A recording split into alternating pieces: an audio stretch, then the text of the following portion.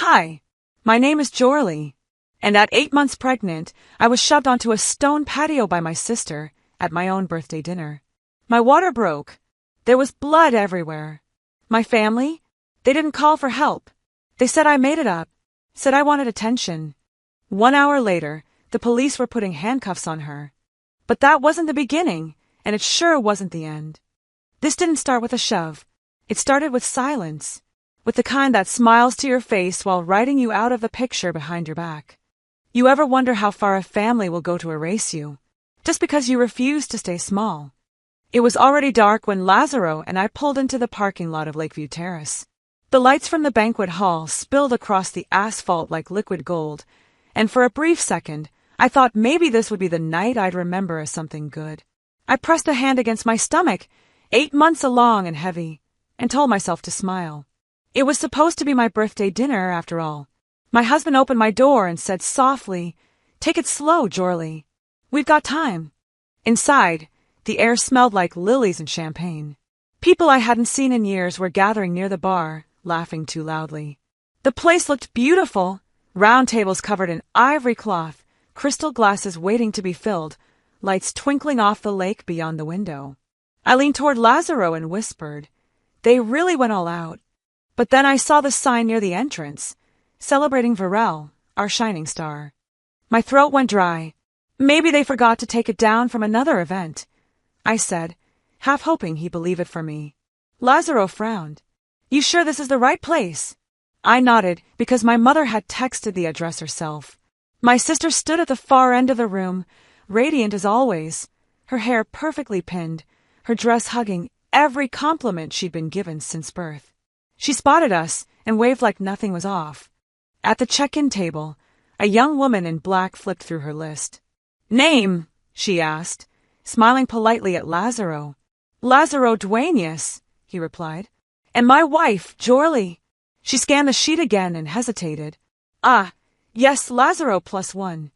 I let out a quiet laugh that sounded too sharp. "+1. She shrugged apologetically. "That's what it says." Lazaro started to correct her, but I squeezed his arm. "It's fine," I said. The attendant handed him a table card that read Table 9, near Lakeview Patio. I was invisible, but still pregnant, still breathing, still holding it together. We walked past guests who greeted my husband with smiles and asked about his work, his family, his patience for being married to a creative soul. No one asked how I was. I brushed my hand across the soft fabric of my dress, a deep olive green, simple but elegant. Varel had texted the night before suggesting I wear something subtle. I thought she meant she wanted the pictures to look coordinated. Now I realized she just didn't want me noticed. The applause began as the lights dimmed. I looked toward the small stage where the DJ announced, "Everyone, raise your glasses to our Woman of the Year, Varel Hartman." My heart thudded. The crowd erupted in cheers. My mother dabbed her eyes like she was watching history being made. And in a way, she was. It just wasn't mine. Varel stepped forward in a glittering silver gown. "I'm so grateful to everyone who came tonight," she began, voice smooth, confident, the kind that fills every inch of silence. "It's been an amazing year, and I couldn't have done it without my incredible family." Cameras flashed. Guests clapped again. I looked around for any sign that someone realized today was also my birthday. Nothing. No one even looked my way. As the speech went on, my mind drifted back to when we were kids. On my 9th birthday, Mom threw a barbecue for the neighborhood because Varel had just won a local art contest. I remember standing beside my untouched cake while she opened her ribbon-covered trophies. Everyone said, "She's such a talent," and I nodded because that's what good sisters did. Now, 30 years later, the scene was playing again. Bigger venue, same script. A server passed by with a tray of sparkling water. I took one and tried to focus on the reflections in the glass rather than the ache growing behind my ribs. Lazaro leaned closer and whispered, "This isn't right." His voice was steady but tight. I met his eyes, and in that moment, something inside me softened. He saw it too, the imbalance, the way I kept getting edited out of my own life. The first course arrived. People toasted to success, to health, to family unity. My name never came up. When someone asked Varel about me, she smiled and said, Oh, Jo's here somewhere. She's keeping a low profile, you know how she is. Laughter rippled. I forced myself to eat, though every bite tasted metallic. Lazaro kept watching me, offering to leave. If it gets worse, say the word, he murmured. We don't owe anyone a show. I shook my head. Not yet, I said quietly. Let's just see how far they'll go. After dinner, a photographer approached. Group photo, he asked. Varel posed instantly, pulling our parents into frame. I stepped closer, but she turned her body just enough to block me. The camera flashed. The photographer smiled. Perfect, he said. I wasn't in the picture. When I sat back down, the room seemed louder, like all the conversations were stacked on top of each other. My hands rested on my belly, feeling the rhythmic flutter beneath my skin. We're okay, I whispered to the baby. We'll stay quiet for now. Then I noticed small details, things I might have missed if pain hadn't sharpened my senses. The cake had one name written in silver icing. Happy Celebration, Varel. The napkins were monogrammed with her initials. Even the floral arrangement matched her brand colors. My heart was steady, but my jaw ached from keeping it clenched. Lazaro placed his hand over mine. You don't have to keep pretending, he said softly. I know this hurts. I took a slow breath. Pretending is what they taught me, I replied. It's how they stay comfortable. He nodded, eyes full of quiet fury but respect. He didn't argue, didn't tell me to calm down. That, more than anything, made me feel seen. When dessert was served, I excused myself to walk outside. The air by the lake was cool, carrying the faint scent of moss and water. I looked back through the glass doors and saw my family laughing under the chandeliers, frozen in their perfect little world. A part of me envied how easily they believed their own story. Inside, someone clinked a glass, calling for another toast. I stayed by the window, my reflection merging with the lights inside. For the first time, I didn't feel like running or crying. I felt awake. A server found me a few minutes later, carrying a drink. For you, ma'am, he said kindly. The glass was filled with something pale pink and fizzy. A tag on the rim read, Happy Birthday, Varel. I looked at it for a long moment, then smiled thinly.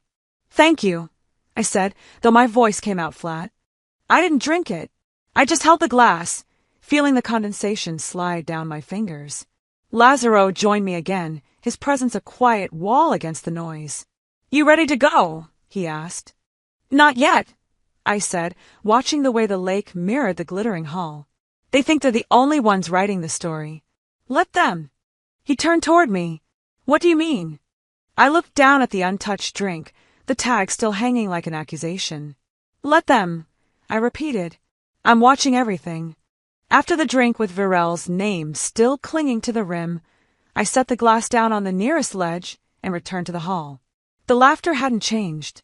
The music still played like nothing underneath it was broken. As I walked back to our table, Table 9, near Lakeview Patio, as the card said, I felt like I was moving through fog, every sound distant, distorted, like my body was in the room, but my sense of self had slipped into some crack beneath the polished tile. The table was tucked in a far corner, near a swinging door that led to the kitchen. Every few minutes, it opened with a whoosh of fried shrimp and citrus cleaner, followed by a server's rushed steps. Our table had no flowers, no name cards. The silverware didn't match, 2 forks on one side, none on the other. Everyone else had folded napkins in fan shapes. Ours were just stacked.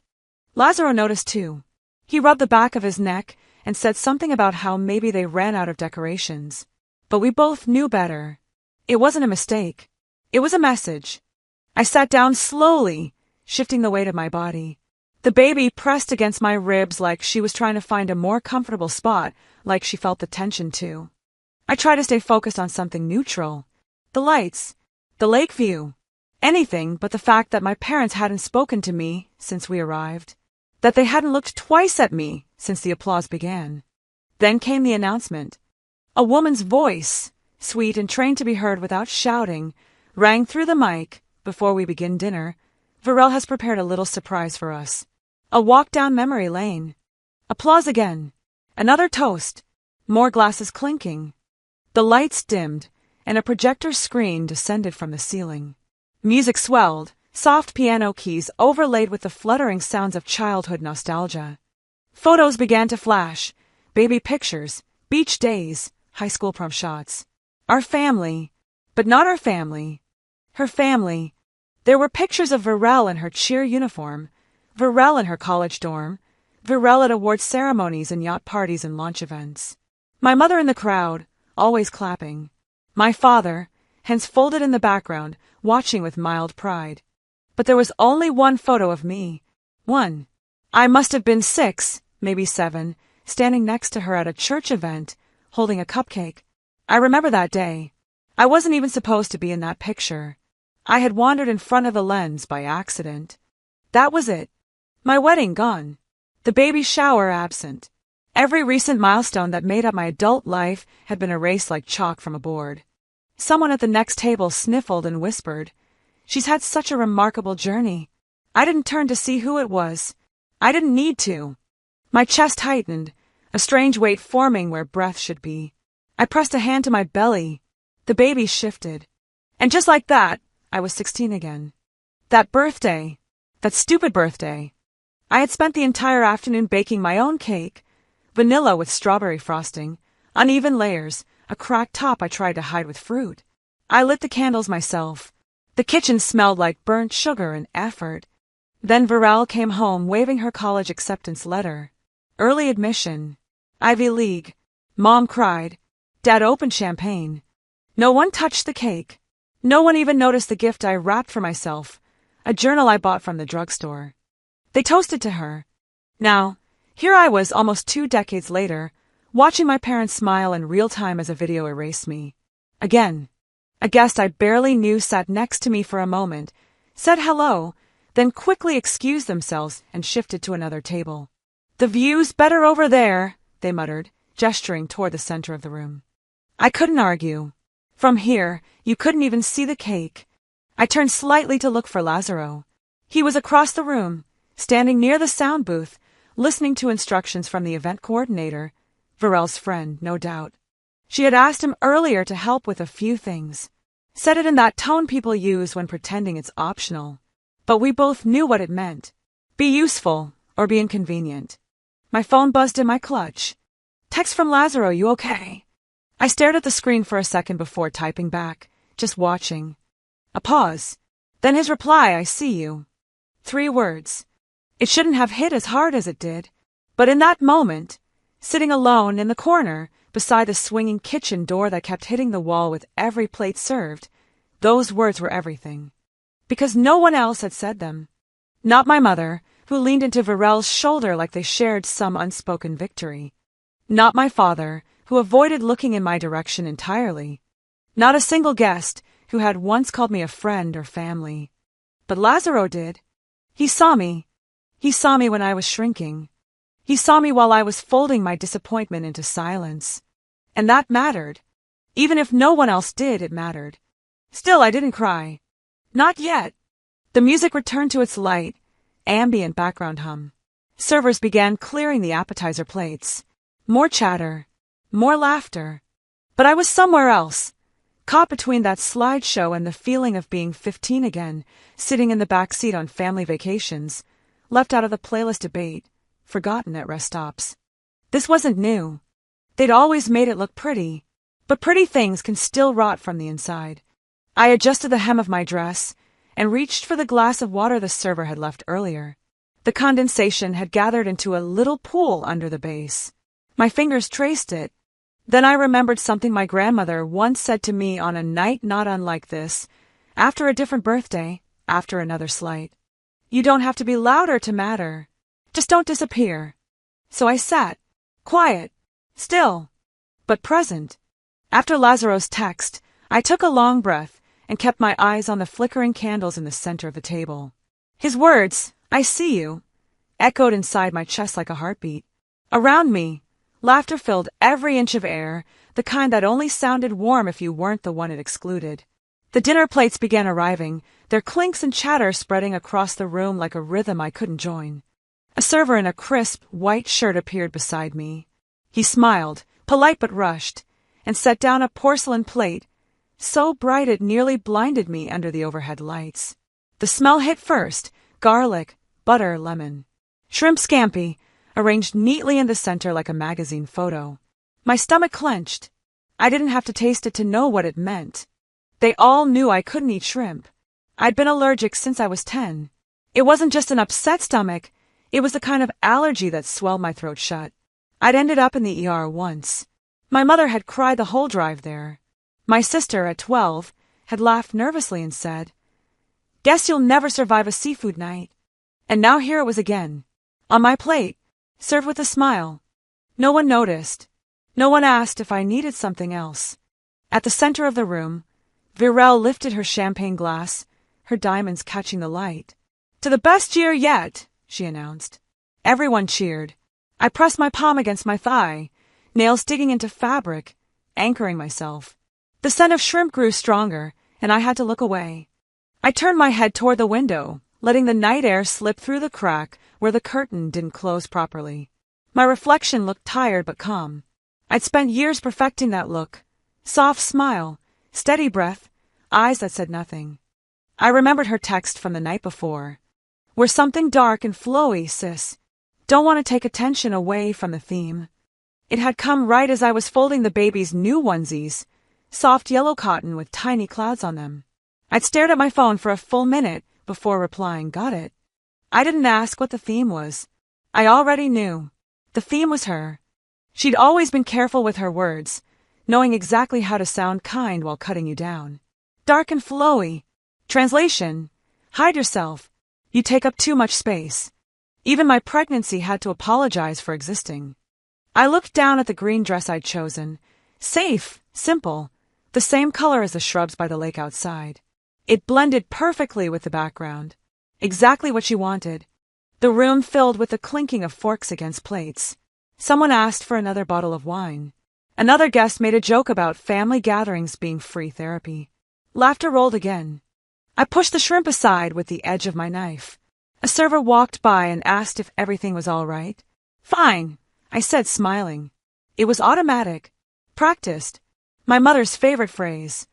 The woman beside me, one of Virel's co-workers, I think, leaned in. "You're not eating?" "Allergic," I replied simply. "Oh no. That's awful," she said, sympathy thin as tissue. "I'd die if I couldn't eat seafood." She giggled and turned back to her conversation. My fingers tightened around the napkin on my lap until it wrinkled into a knot. Inside, my anger was quiet but alive, moving slow, measured. I started making mental notes. The plate, the lack of substitute, the comment, the pattern. Because if this night was a test, I was done failing it. I could feel the baby's small movements beneath my ribs, soft kicks, gentle rolls. She didn't know yet that the world could look you in the face and pretend not to see you. A few tables over, I saw Lazaro standing again. The projector had frozen during the slideshow, and of course, they'd asked him to fix it. My sister had placed a hand on his arm as she explained what was wrong, her laugh light, easy. I watched the way he stiffened. He wasn't the kind of man to make scenes either, but I could tell by the set of his shoulders that he wanted to. When he finally came back, he looked tired, eyes shadowed with irritation. "Your sister insisted I help troubleshoot the projector," he said quietly. He stopped mid-sentence when he saw my plate. "Shrimp? You've got to be kidding me." I shrugged slightly. Apparently, that's what the theme required. He frowned. "They know. They absolutely know." His jaw flexed. "They did this on purpose." I didn't argue. He was right. I could see it now, how every choice tonight had been deliberate. The seating, the missing name, the slideshow, the food. Each small cruelty crafted carefully enough to deny me the right to object. "Don't eat it," Lazaro said firmly. "I wasn't planning to." He exhaled slowly. "You want me to say something?" I shook my head. "Not yet." He hesitated. "You sure?" "Positive," I said, my voice steady even though my pulse wasn't.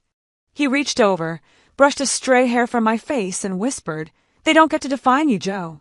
Then he turned slightly in his chair, scanning the room, as if making a mental map of who had seen what. That's what we both did. We observed, stored, remembered. The server returned to collect the first plates. When she reached ours, she paused. Oh, didn't like it? Allergic, Lazaro answered before I could. She gasped. Oh, no one told us.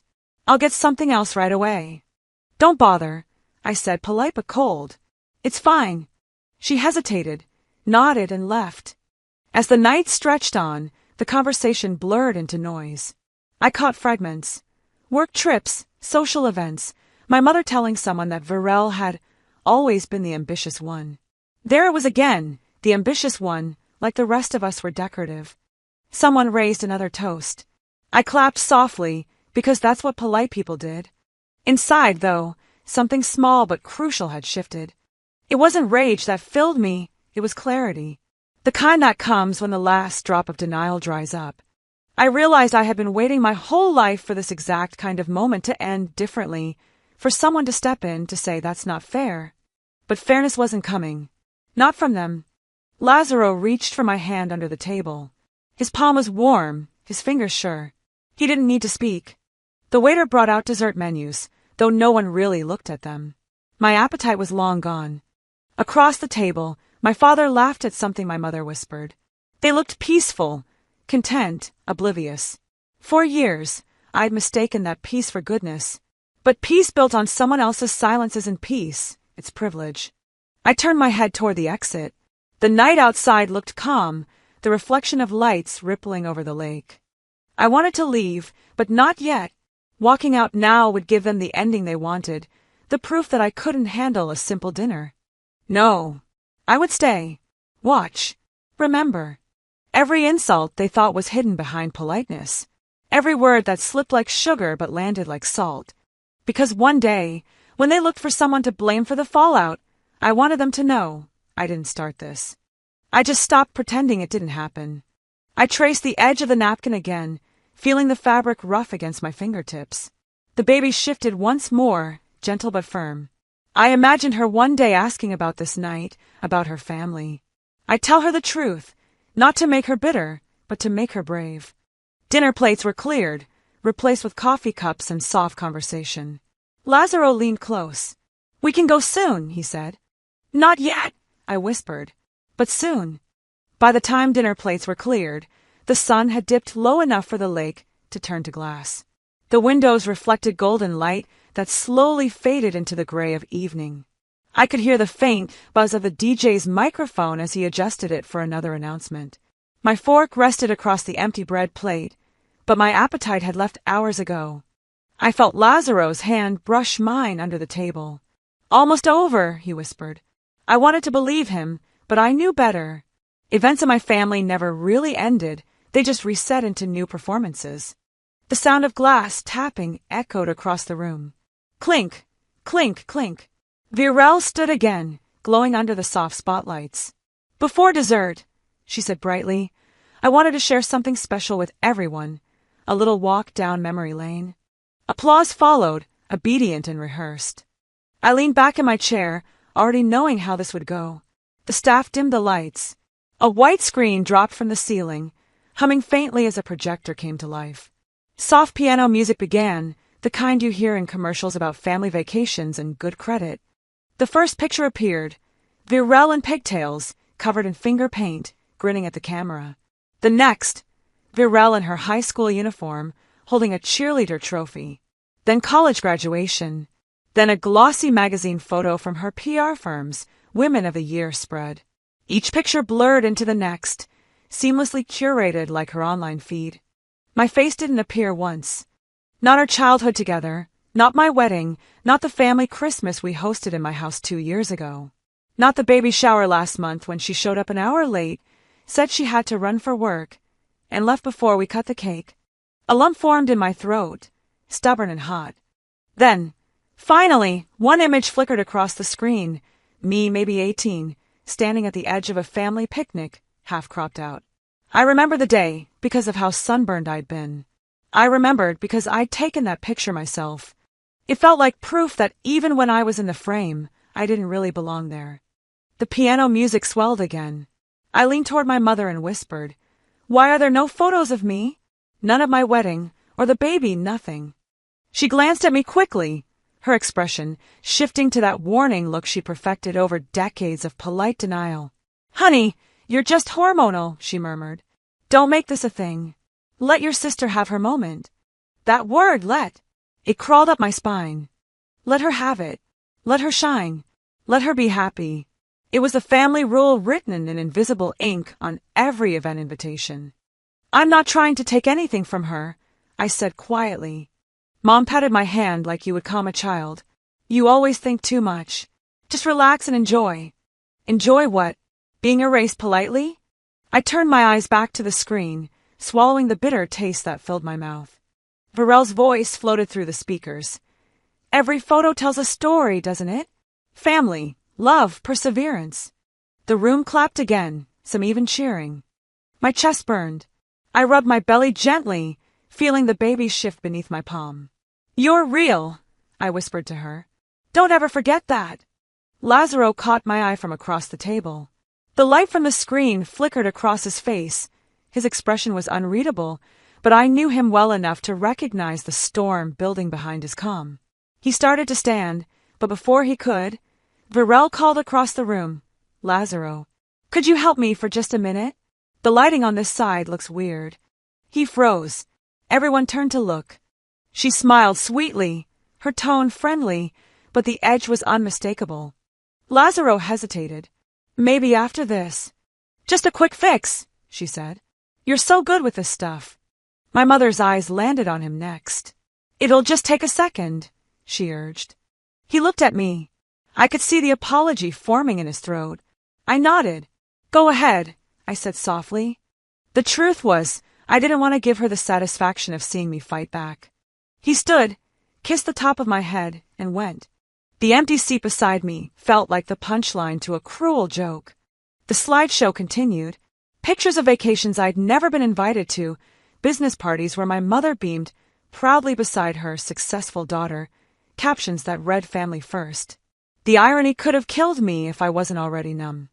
At one point, the guest next to me leaned over and whispered, She's really accomplished, huh? I smiled faintly. She's unforgettable, I said, which was the closest I could get to honesty without drawing attention. The final photo appeared. My parents, smiling with Varel in the center, arms around each other. Perfect symmetry. Then the screen faded to black. The applause rose again, filling the space between my heartbeat and my breath. That was when the question surfaced, quiet but sharp. When did I become optional? Not just in photos. In every decision. Every memory retold without my name. A slow ache spread through me, heavier than anger, thicker than sadness. I wasn't angry they loved her. I was angry that their love for her required my absence. As the lights brightened again, Varel took the microphone. Thank you all for sharing this with me, she said.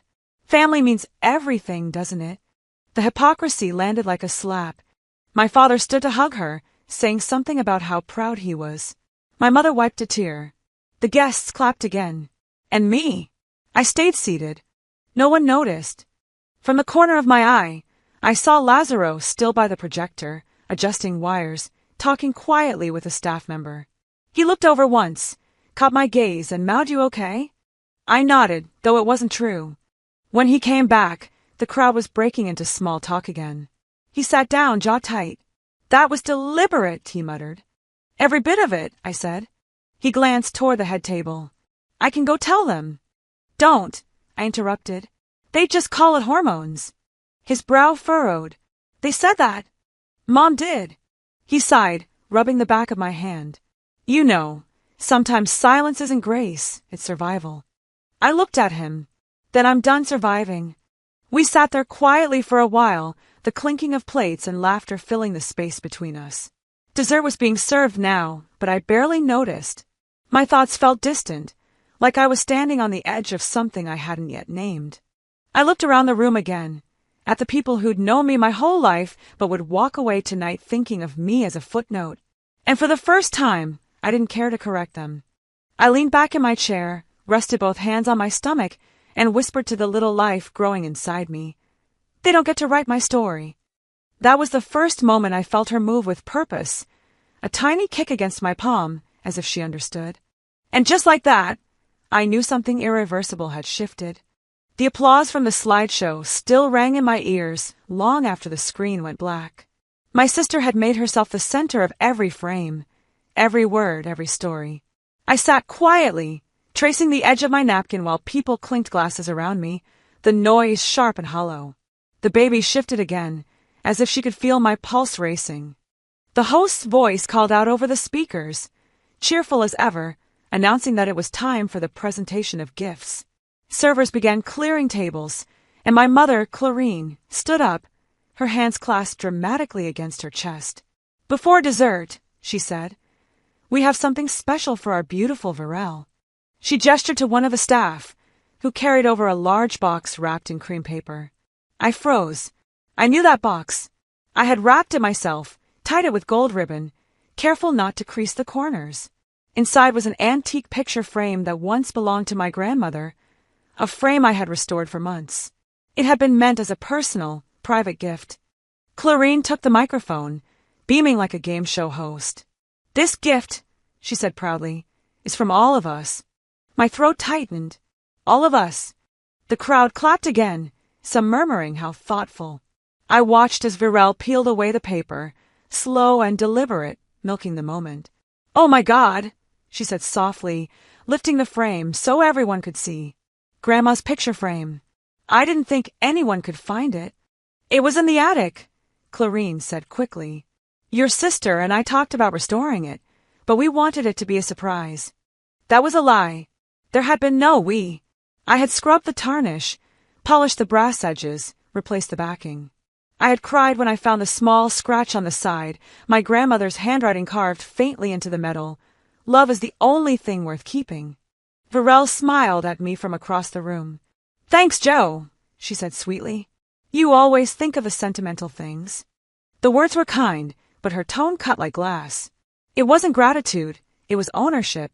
She was telling the room that even my effort belonged to her story. People began clapping again. The sound felt far away, muffled, as if I were underwater.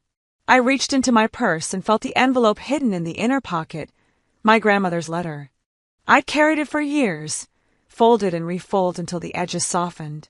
I'd found it after she passed away, tucked in her Bible. I never showed it to anyone. The paper was yellowed, her handwriting small and neat. I unfolded it under the table, careful not to let the tears sting too much. "You are not invisible. You are not the background noise. Let no one edit you out of the picture, my dear." I could almost hear her voice, the slow, deliberate way she spoke when she wanted to make sure a truth sank deep. I slipped the letter back into my purse. My heartbeat steadied. At the front of the room, Varel was still basking in the glow of attention. The microphone crackled again as she announced, "Before we end the night, I'd love for my baby sister to say a few words." The chatter quieted. All eyes turned toward me. "She's always been the thoughtful one," Varel added. "I'm sure she has something lovely to say about family." Every instinct told me to smile, stand up, and do what was expected. Keep the peace. Say something nice and harmless, the way I had my whole life. But I couldn't. Not tonight. I stood slowly, the chair legs scraping softly against the floor. My hands rested on the table for balance. My belly felt heavy, my breath measured. The microphone was 2 tables away, but I didn't need it. I looked straight at my mother first. Her expression pleaded silently, "Don't ruin this." Then at my sister, perfect posture, flawless makeup, confidence radiating like heat. Finally I said, calm and clear, "No, I would not." A ripple moved through the room, soft at first, then spreading like a wave. Forks paused midair. Conversations cut off mid-sentence. Someone let out a small, nervous laugh. Clarine blinked. "What was that, honey?" I turned my gaze to her. I said no. For a heartbeat, silence hung heavy. Then Varel laughed lightly, the practiced sound of someone pretending not to be embarrassed. "Oh, she's kidding," she said. "Pregnancy hormones, right?" "I'm not joking," I replied. My tone stayed even. My pulse, however, was relentless. "I don't want to say anything tonight." Clarine's smile vanished. Her jaw tensed. "Jorly, don't be dramatic," she hissed under her breath. "I'm not being dramatic. I'm being honest." "You're making a scene," she whispered. I shook my head. "No, I'm stopping one." For the first time, the room's attention turned from Varel to me, Not admiration, not empathy, but shock. You could feel it. The shift in air when a truth slips through a crack that's been sealed too long. Virel set down her glass and spoke softly, like she was talking to a misbehaving child. You're ruining your own night. It was never my night, I said. The words came out steady. They didn't sound bitter, just true. Someone near the back cleared their throat. Another whispered, "What's happening?" I straightened my shoulders and took my seat again. "That's all," I said quietly. A few seconds later, applause started again, hesitant at first, led by someone who didn't understand what had just happened. Virel laughed too loudly, waving her hand as if to erase the moment. "Well," she said brightly, "that's my sister, always keeping us on our toes." But her face told the truth her voice tried to hide. Her smile was too tight, her fingers gripping the microphone too hard. Clarine leaned toward her and whispered something I couldn't hear. Whatever it was, it made Virel's lips twitch. Not quite a smile, not quite a scowl. I didn't need to catch the words. I already knew. I'd just drawn a line they never expected me to draw. Lazaro's hand found mine beneath the table, firm and steady. I squeezed back, not because I needed comfort, but because I wanted him to feel my resolve. He whispered, "You okay?" "I will be," I said. The rest of the evening passed like a slow play that had lost its script. People spoke in hushed tones, stealing glances at me, trying to read whether I'd lost my mind or finally found it. I kept my posture calm, expression soft, every breath deliberate. Inside, though, there was something fierce blooming where the ache had lived for years. When the plates of dessert arrived, chocolate mousse with raspberry glaze, I barely touched it. My appetite wasn't gone, it had simply shifted. What I wanted now wasn't food. It was freedom. Across the room, I caught Virel watching me. Her face was composed, but her eyes betrayed her. The kind of eyes that burn not from shame, but from fury at being challenged. She raised her glass toward me in a silent toast. I didn't raise mine back. Let her see that. Let her feel what it's like when someone stops playing their part. Clarine leaned over again, voice low but sharp. "You could have handled that better." I met her gaze, steady. "You could have raised me to believe I had to." She looked away first. The DJ resumed music to fill the silence, but it felt wrong. Too cheerful, too forced. I sat still through the rest of the chatter, feeling the weight of every stare and every unspoken word. Eventually, guests began to gather their things. My parents busied themselves near the stage, pretending to coordinate leftovers. Virel thanked guests with that fake grace she perfected, smiling, hugging, but never forgetting who didn't obey the script. I stayed seated, watching, because even though I hadn't known it then, that single no had already cracked the foundation beneath all of them. And once cracks appear, it's only a matter of time before the whole thing gives way. I didn't know it yet, but saying no was all it took to make them show their worst selves. The air in the banquet hall had changed. You could feel it, something sharp beneath the polite music and fake laughter. It wasn't loud, not yet, but it was gathering weight like thunder before a storm. I could see Virel watching me from across the room, her smile frozen in place. My refusal to speak had cracked the performance wide open. I excused myself from the table, needing space to breathe. The patio doors stood slightly ajar, letting in a drift of cooler air from the lake. I stepped outside, heels clicking softly against the stone path. The scent of damp earth rose up, clean and grounding. For a moment, I thought I was alone. Then I heard her voice. "You really think that was classy?" I turned. She stood in the doorway, arms crossed, glass of champagne in hand. Her face was calm, but her eyes glittered with rage. "I think it was honest," I said. "You embarrassed me," she hissed. "In front of everyone. You couldn't let me have one night." "Have," I repeated. "You already had everything." She stepped closer, heels crunching against gravel. "You love playing the victim, don't you? Poor little Joe, always overlooked, always mistreated. Maybe if you weren't so unremarkable, people would actually care." I swallowed hard, keeping my voice level. "This has never been about me. That's the point, isn't it? It's always about you." Her laugh was short, sharp. "God, you sound pathetic." She moved in closer, so close I could smell her perfume, sweet, artificial, suffocating. You think anyone's going to believe you after tonight? You looked unstable in there. Hormonal angry. Everyone saw it. I met her eyes. Then maybe they finally saw the truth. Something flickered behind her expression. For a heartbeat, I thought she might back away. But then she took another step forward, voice low and trembling. You humiliated me. Her hand came out of nowhere, flat, deliberate, fast. She shoved my upper chest hard. The stone beneath my feet was uneven, slick with dew. My balance shifted. The world tilted. I reached for the edge of a chair but missed. My body went forward, too heavy to stop. I remember the sound more than the pain. The sharp thud of my knees hitting stone, the gasp of air forced from my lungs, and then the wet, warm rush. I didn't need to look to know what it was. My water had broken. I tried to push myself up, but my arms trembled. A sharp contraction tore through me, so sudden it stole my breath. The murmurs started immediately. Someone screamed. The champagne glass shattered near my head. I looked up and saw her face. Varel froze, her hand still half raised, eyes wide like she couldn't believe what she'd done. Behind her, through the glass doors, people began to gather. Their shapes blurred, their voices overlapping. She fell, someone shouted. No, she slipped. She's bleeding. I turned my head slightly and saw my father.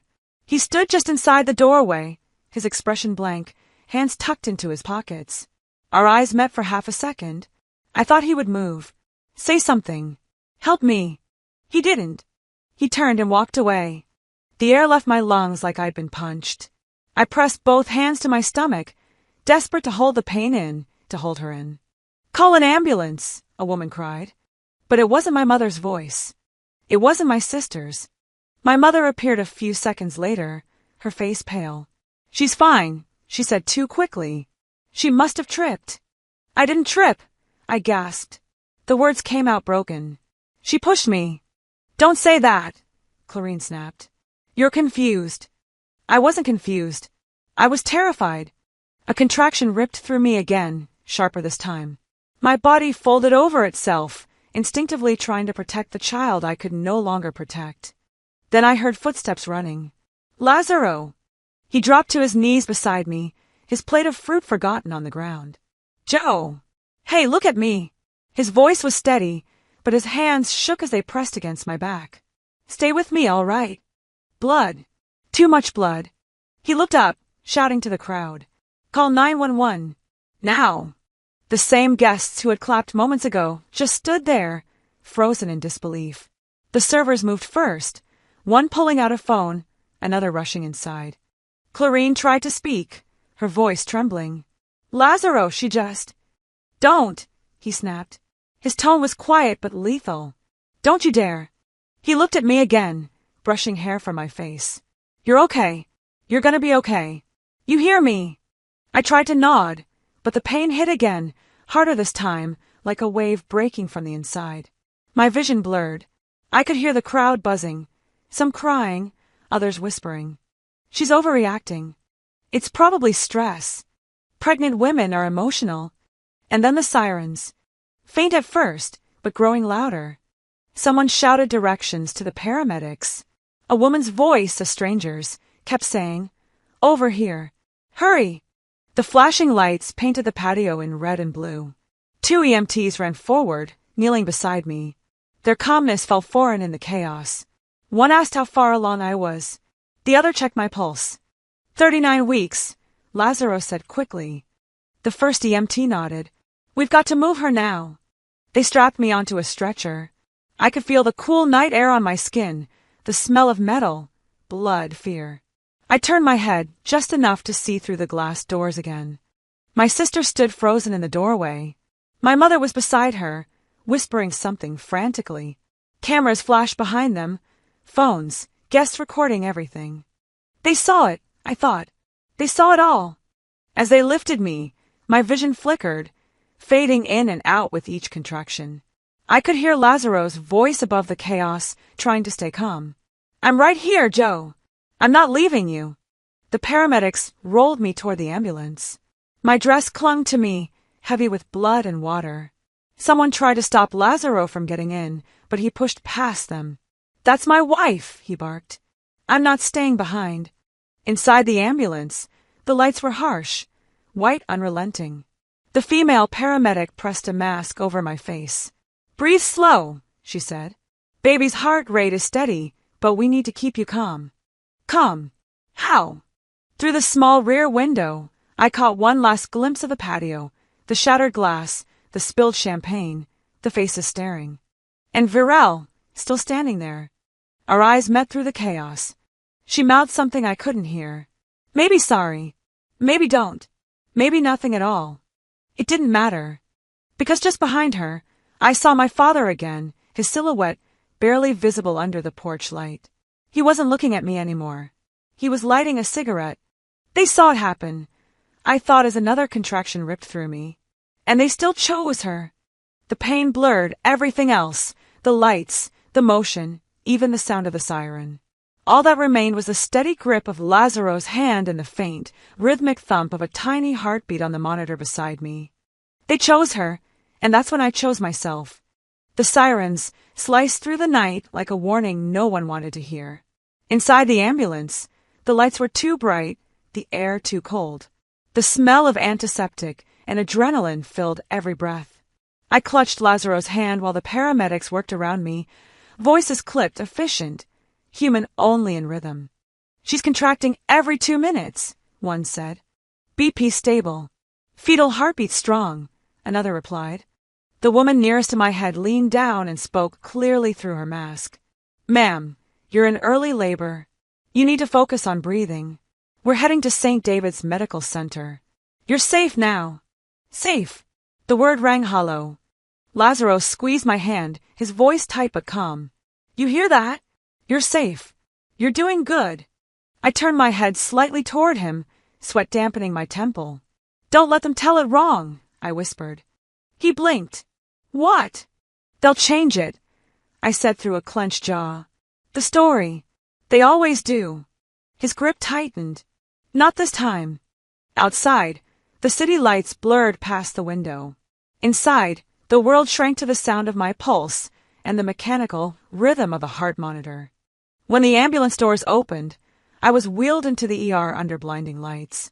Nurses moved fast, gowns, gloves, questions. Everything was motion. Lazaro followed, refusing to let go. But as they hooked up the monitors and started the 4, I heard the first echo of what I'd feared. She fell, someone said near the doorway. It looked like she lost her balance. It wasn't a paramedic. It was my mother. Her voice floated into the room, firm and rehearsed. She's always been emotional, she added. Pregnancy can do that to women. It's been a stressful night. The nurse looked from her to me, then to Lazaro. He stepped forward before I could. She was pushed, he said evenly. There were witnesses. Clarine's voice wavered but didn't falter. That's not true. She slipped on wet stone.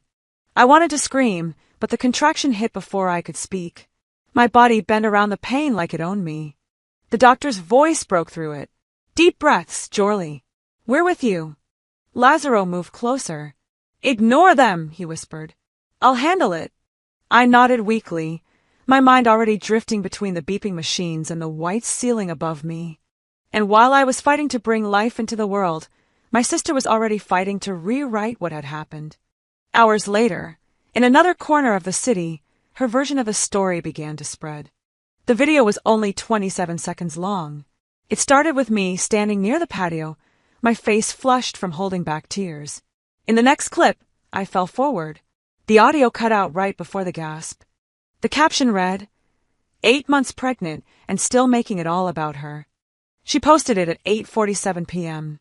By 9:10, it had over 1,000 shares. Comments poured in. Drama queen. She's just jealous of her sister. Pregnant and still causing chaos. Unbelievable. I didn't see any of this yet, but Lazaro did. Standing in the waiting room, phone buzzing nonstop, he felt the full weight of what I had meant in the ambulance. They were telling it wrong. By the time I was settled into a hospital bed, my body still trembling, he sat beside me, phone in hand. His jaw was set like stone. Joe, he said quietly, they're twisting it. He turned the screen toward me. My face filled the frame, frozen mid-motion, blurred by panic and light. I barely recognized myself. For a moment, I couldn't breathe, not from pain, but from disbelief. "She posted this?" I asked, though I already knew. "Caption and all," he said. "Comments are bad." I stared at the ceiling again. Of course they are. Everyone loves a villain when it's convenient. He leaned forward, elbows on his knees. "I'll fix this." "You can't fight her online," I said softly. "She's been curating her story her whole life. This is just another chapter to her." "I'm not fighting her online," he said. "I'm going to get the truth." I closed my eyes. They won't release the venue footage without her consent. She probably already called them. Lazaro stood. "Then I'll find someone who was there." Somebody saw. He was out the door before I could protest. While he made calls, I lay there under dim hospital lights, the sound of my baby's heartbeat steady against the monitor. Between contractions, my phone buzzed again. I ignored it at first, but curiosity won. Notifications. Messages. A dozen unread texts. Some were from friends, confused, half sympathetic. Others were cruel. "Why would you start a fight like that, Joe? Your sister's video is going viral. Hope the baby's okay, though." Every word sank deeper than the last. I wanted to cry, but there wasn't room for more pain inside me. A nurse came in, checked the monitors, smiled faintly. "You're strong," she said, adjusting the 4. "Keep breathing for her." I nodded, too tired to explain that breathing felt like fighting a current determined to drag me under. The door opened again. Lazaro returned, his face drawn tight with exhaustion and fury. "They have cameras," he said. "Multiple angles. The manager's already preserving the footage." I gave him my card. My heart thumped. "They'll bury it if she gets to them first." He shook his head. "Not this time. He's already seen what happened." He said, and I quote, "That wasn't a fall." Relief and disbelief collided inside me. Lazaro sat down, took my hand again. "You're not going to be erased," he said. "Not this time." Tears spilled before I could stop them. Not because I was weak, but because someone was finally standing where no one ever had. Outside our hospital room, the world was still scrolling. Virel had added another post. A smiling photo of her in the same dress, captioned, "Grateful everyone's okay after a scary night. Family is complicated, but love wins." It got thousands of likes. Comments flooded in again, filled with sympathy for her, pity for the unstable sister who'd ruined the party. I wanted to throw my phone, but instead I stared at it. The irony was too heavy. Love doesn't win when it's built on lies. Another contraction hit, harder this time. I gripped Lazaro's hand. He stayed calm, counting my breaths with me. "Almost there," he murmured. "We're getting through this." In the small break between pain, my phone buzzed again. One new notification. A message request. The sender's name stopped me. Esme, Lakeview Terrace staff. The subject line read. I saw what really happened. I opened it, heart pounding. "Hi, Mrs. Duenas," it began. "You don't know me well, but I was serving tables near the patio. I had my phone out because one of the guests wanted a picture of the lake. I accidentally kept recording. I caught everything, the shove, the fall, all of it. I'm sending you the file now. I don't want to get involved publicly, but you deserve to have this." Attached, one video file. I pressed play.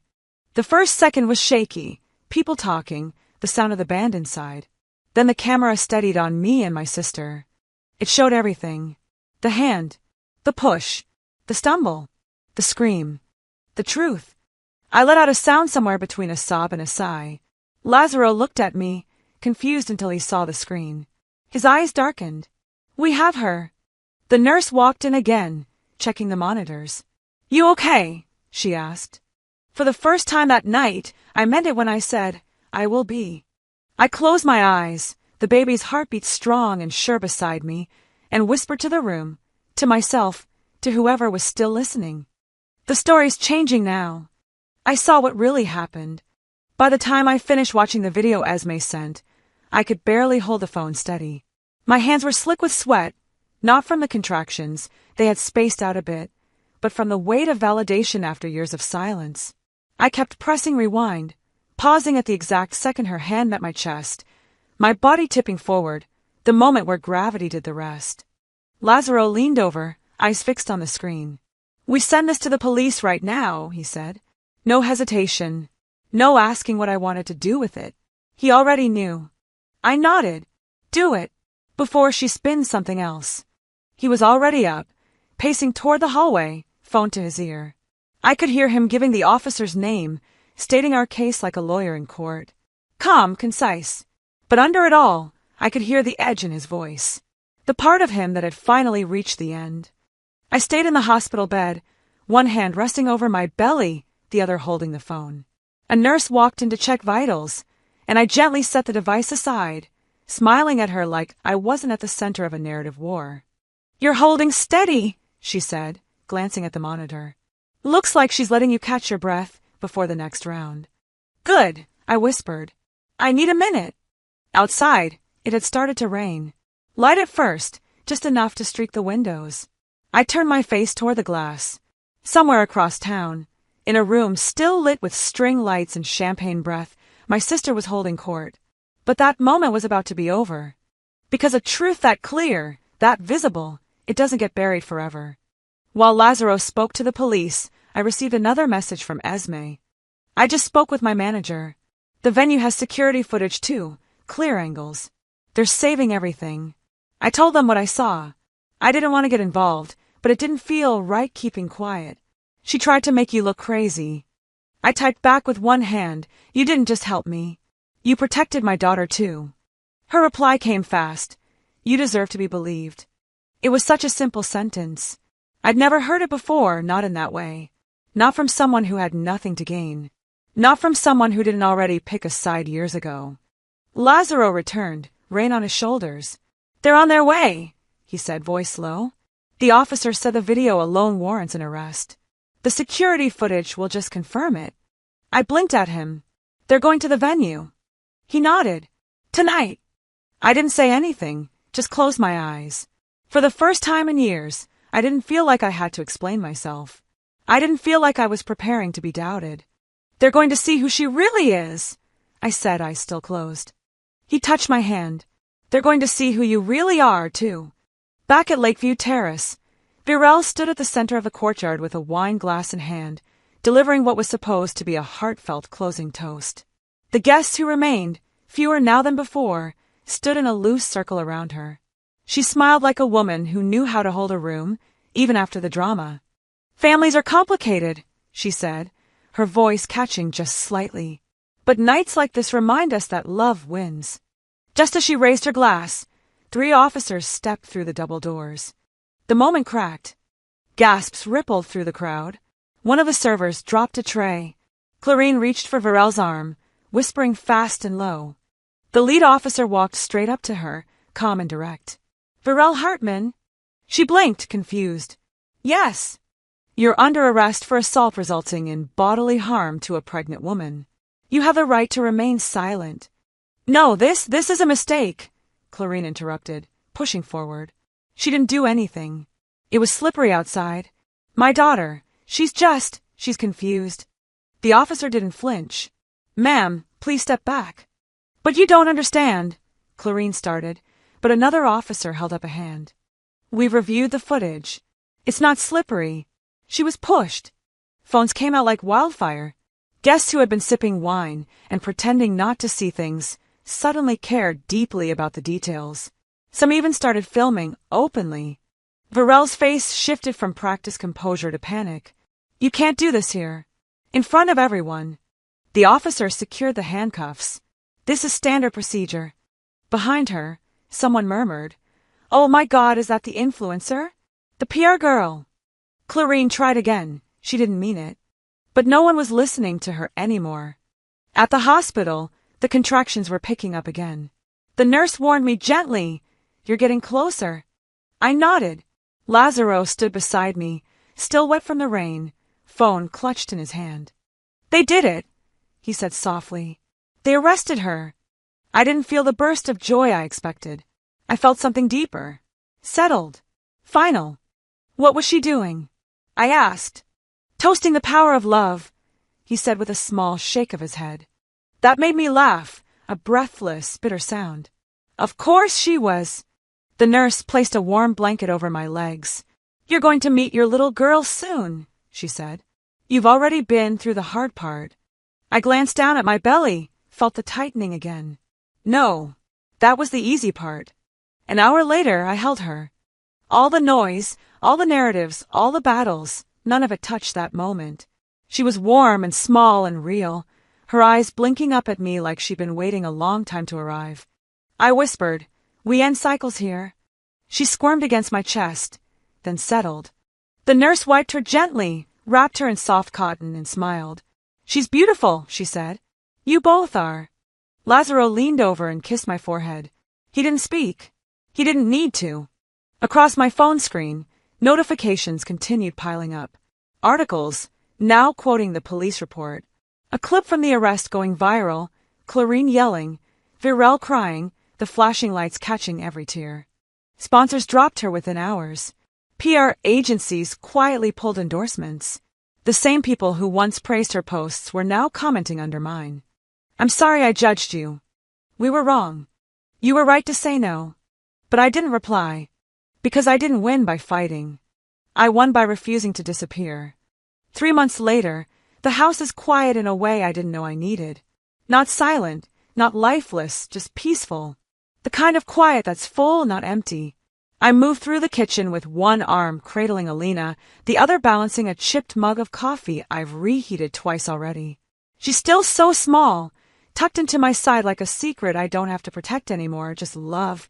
Sunlight filters through the curtain, spilling across the hardwood like it belongs there. Our daughter's name is stitched onto a pillow on the couch, a gift from Esme, who now visits more than some people I once called family. She brings flowers when she can, always choosing ones that grow back strong even after being cut. Lazaro is in the living room, gently rocking the chair we built during those long, aching days before the hospital. He's humming, slightly off-key but full of warmth. His eyes lift to meet mine, and for a second, I don't see everything we lost. I see everything we found. On the kitchen counter rests a single birthday card, still standing upright. It's from him. It says nothing extravagant, just my name. Happy birthday, Jorly. No joint signature. No performance. No pretending. There is no sign of Clarine or Harold. And I'm not surprised. After the arrest, there was a brief surge of drama. Calls from lawyers, a statement from my father's email that read more like a draft than an apology. He didn't sign it. Clarine sent a message through a distant cousin, something about how every family has misunderstandings, and it was never meant to go so far.